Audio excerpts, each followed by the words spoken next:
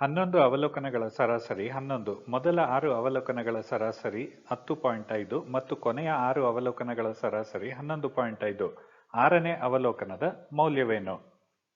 ಅವಲೋಕನಗಳು ಮತ್ತು ಸರಾಸರಿ. 11 ಅವಲೋಕನಗಳ ಸರಾಸರಿಯು 11.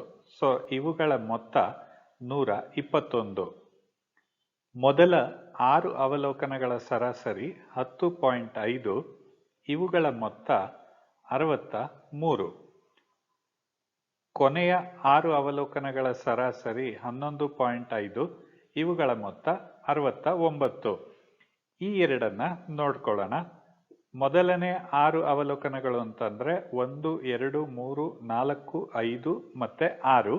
ಹಾಗೂ ಕೊನೆಯ 6 ಅವಲೋಕನಗಳು ಅಂತಂದ್ರೆ 11, 10, 9, 8, 7 ಮತ್ತೆ 6. ಇವುಗಳನ್ನ ನಾವು ಕೂಡಿದಾಗ ಅಂದ್ರೆ ಇವುಗಳ ಮೊತ್ತ ಹಾಗೂ ಇವುಗಳ ಮೊತ್ತವನ್ನ ಕೂಡಿದಾಗ ನಮಗೆ 69 ಪ್ಲಸ್ 63 132 ಬರುತ್ತೆ. ಇದರಲ್ಲಿ 132 ಬರಲಿಕ್ಕೆ ಕಾರಣ ಏನು ಅಂತ ಅಂದ್ರೆ ಈ ಮೊತ್ತದಲ್ಲಿ 6ನೇ ಅವಲೋಕನವು 2 ಬಾರಿ ಬಂದಿದೆ.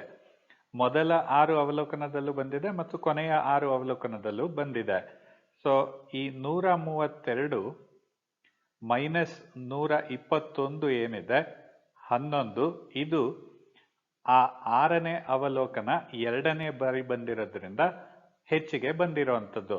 ಸೊ ಅಲ್ಲಿಗೆ 6ನೇ ಅವಲೋಕನದ ಮೌಲ್ಯವು 11, ಆಪ್ಷನ್ ಸಿ.